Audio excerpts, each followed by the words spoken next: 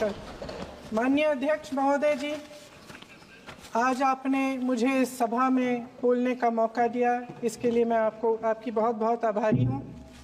सबसे पहले जो सुरक्षाकर्मी, जो जवान अफसर 13 दिसंबर को संसद की सुरक्षा के लिए शहीद हुए, उनके प्रति मैं श्रद्धांजलि व्यक्त करना चाहती हूँ। महोदय, हजारों साल पुरानी हमारी देश की, धर्म की एक पुरानी परंपरा रही है। ये परंपरा संवाद, चर्चा की रही है। एक गौरवशाली परंपरा है जो दर्शन ग्रंथों में, वेदों में, उपनिषदों में दिखती है। वाद विवाद और संवाद की हमारी पुरानी संस्कृति है। अलग अलग धर्मों में भी, इस्लाम में, सूफियों में, बौद्ध धर्म में, जैन धर्म में, सिख धर्म में भी ये वाद संवाद, ये चर्चा बहस, इसकी संस्कृति रही है। इसी परंपरा से उभरा हमारा स्वतंत्रता संग्राम। हमारा स्वतंत्रता संग्राम विश्व में एक अनोखा संग्राम था, एक अनोखी लड़ाई थी जो अहिंसा और सत्य पर आधारित थी। ये वाद संवाद की जो परंपरा है, इसको इस संग्राम ने आगे कैसे बढ़ाया? क्योंकि ये जो संग्राम था, ये जो लड़ाई थी हमारी आज़ादी के लिए, एक बेहद लोकतांत्रिक लड़ाई थी। इसमें देश के किसान, देश के जवान, देश के मजदूर, देश के अधिवक्ता, देश के बुद्धिजीवी, चाहे किसी भी जाति के हों, चाहे किसी भी धर्म के हों, चाहे किसी भी भाषा को बोलते हों, सब इस स्वतंत्रता संग्राम में शामिल हुए। सब ने हमारे देश की आज़ादी की लड़ाई लड़ी।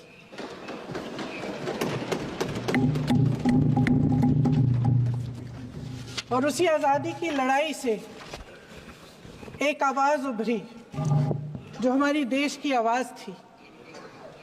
वो आवाज़ ही आज हमारा संविधान है।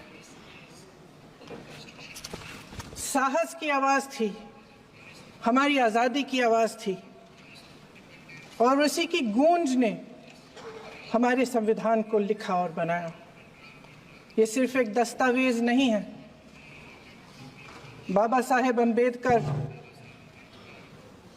मौलाना आज़ाद जी, राजगोपालाचारी जी और जवाहरलाल नेहरू जी और उस समय के तमाम नेता, जैसे आपने कहा, इस संविधान को बनाने की जो कार्य में सालों के लिए जुटे रहे। हमारा संविधान इंसाफ, उम्मीद, अभिव्यक्ति और आकांक्षा की वो ज्योत है जो हर हिंदुस्तानी के दिल में जलती है। अध्यक्ष महोदय, इस ज्योत ने हर एक भारतीय को ये पहचानने की शक्ति दी कि उसे न्याय मिलने का अधिकार है, कि उसमें अपने अधिकारों के लिए आवाज़ उठाने की क्षमता है, कि जब वो आवाज़ उठाएगा तो सत्ता को उसके सामने झुकना पड़ेगा। इस संविधान ने हर एक देशवासी को ये अधिकार दिया कि वो सरकार बना भी सकता है और सरकार बदल भी सकता है। ये ज्योत जो हर हिंदुस्तानी के दिल में जलती है, उसने हर हिंदुस्तानी को ये विश्वास दिया कि देश की संपत्ति में, देश की दौलत में, संसाधनों में उसका भी हिस्सा है, कि उसे एक सुरक्षित भविष्य की उम्मीद का अधिकार है, कि देश बनाने में भी उसकी भागीदारी है। उम्मीद और आशा की ये ज्योत मैंने देश के कोने कोने में खुद देखी है। उन्नाव में मैं एक रेप पीड़िता के घर गई। उसे जलाकर मार डाला था। वो शायद 20-21 साल की होगी। हम सब के बच्चे हैं। हम सोच सकते हैं कि अगर हमारी बेटी के साथ बार बार बलात्कार हुआ और फिर जब वो अपनी लड़ाई लड़ने के लिए गई तो उसको जलाकर मार डाला गया होता तो हम पर क्या बीतती। मैं उस बच्ची के पिता से मिली। उसके खेत जलाए गए थे, उसके भाइयों को पीटा गया था, उसके पिता को बाहर से घर के बाहर घसीट कर मारा गया था। उस पिता ने मुझे बताया कि बेटी, मुझे न्याय चाहिए। मेरी बेटी अपने एफआईआर को दर्ज करने के लिए जब जिले में गई तो उसको मना किया गया। अगले जिले में जाना पड़ा उसे। वो रोज सुबह 6 बजे उठकर तैयार होकर अकेली अपने मुकदमे को लड़ने के लिए अगले जिले में ट्रेन से जाती थी। उसके पिता ने मुझे कहा कि मैंने उससे कहा, बेटी अकेले मत जाओ, छोड़ दो ये लड़ाई। लेकिन उसकी बेटी ने उसको जवाब दिया कि नहीं पिताजी, मैं अकेली जाऊंगी, मैं लड़ूंगी, ये मेरी लड़ाई है, मैं इसको लड़ूंगी। ये लड़ने की क्षमता, ये हिम्मत उस लड़की को और करोड़ों भारत की नारियों को हमारे संविधान ने दी। आगरा में मैं अरुण वाल्मीकि के घर गई। अरुण वाल्मीकि पुलिस स्टेशन में काम करता था, सफाई का काम करता था। आप सोच सकते हैं हमारी तरह उसका भी परिवार था। नई नई शादी हुई थी, 2-3 महीनों का बच्चा था। पुलिस स्टेशन में चोरी हो गई।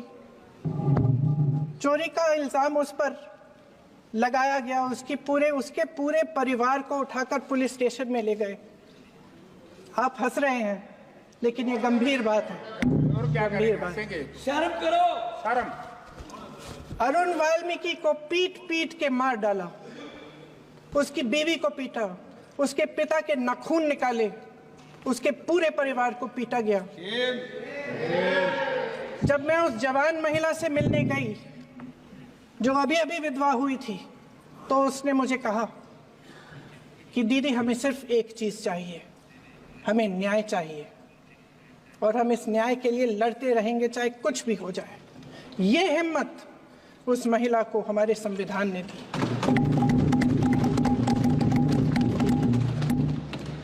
संभल के कुछ लोग आए थे हमसे मिलने जो मृतकों के परिवार के सदस्य थे।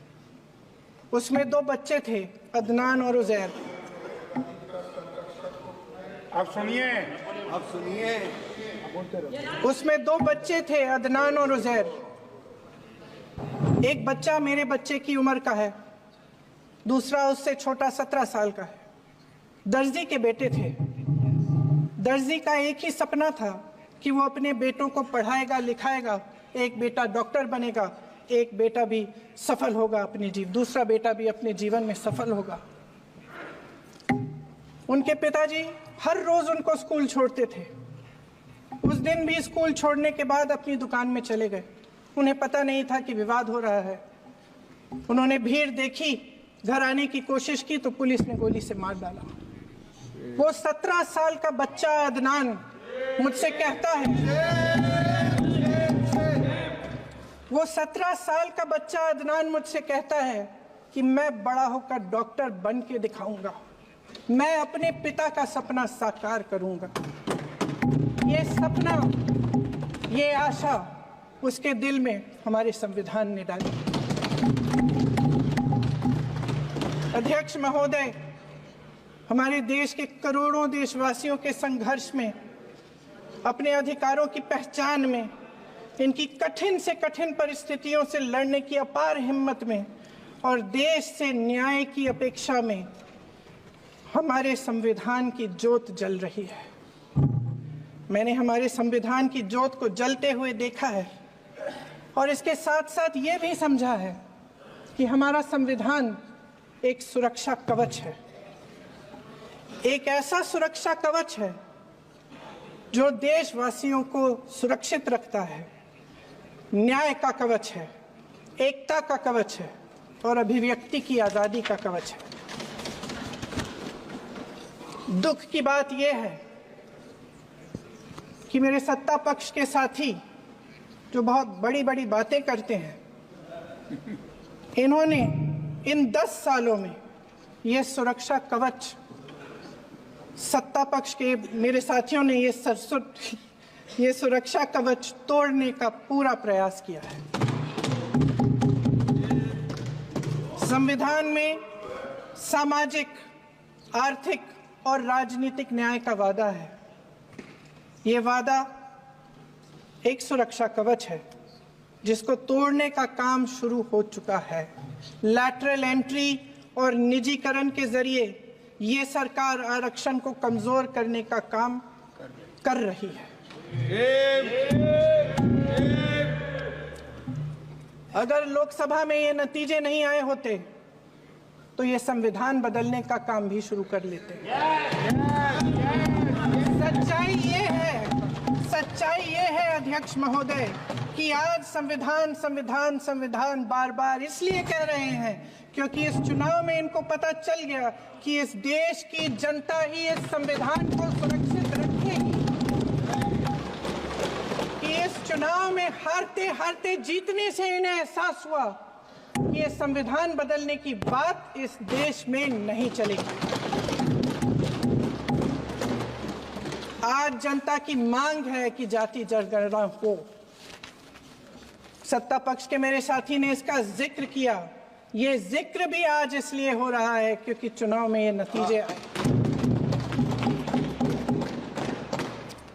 ये जाति जनगणना इसलिए जरूरी है ताकि हमें पता चले कि किसकी क्या स्थिति है और नीतियां उस हिसाब से बने।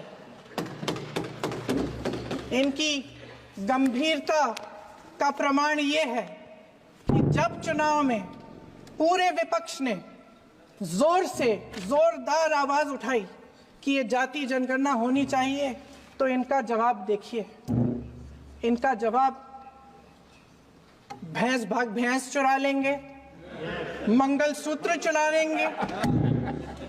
इनका ये जवाब था। ये गंभीरता है इनकी जाति जनगणना पर। महोदय, हमारे संविधान ने आर्थिक न्याय की नींव डाली, किसानों, गरीबों और को जमीन बांटी, भूमि सुधार किया, जिसका नाम लेने से कभी कभी आप झिझकते हैं और कभी कभी उनका नाम धड़ाधड़ इस्तेमाल किया जाता है अपने आप को बचाने के लिए।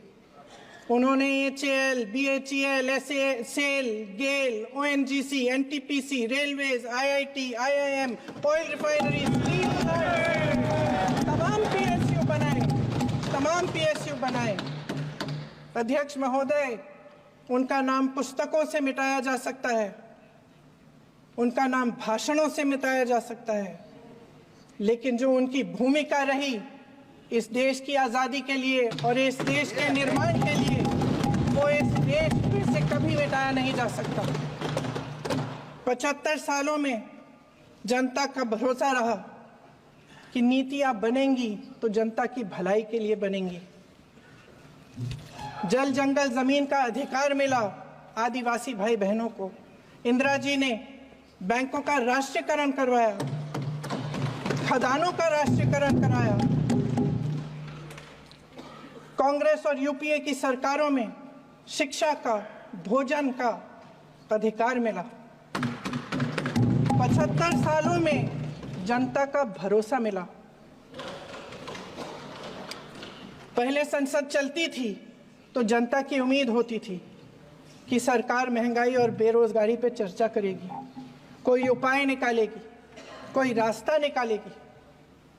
लोग मानते थे कि अगर कोई नई आर्थिक नीति बनेगी तो देश की अर्थव्यवस्था को मजबूत बनाने के लिए बनेगी, तो भारतीय बाजार को मजबूत बनाने के लिए बनेगी, उनके भविष्य को मजबूत बनाने के लिए बनेगी।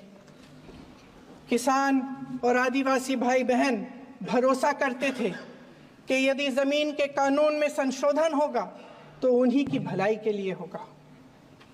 आप नारी शक्ति की बात करते हैं। आज चुनाव की वजह से शायद इतनी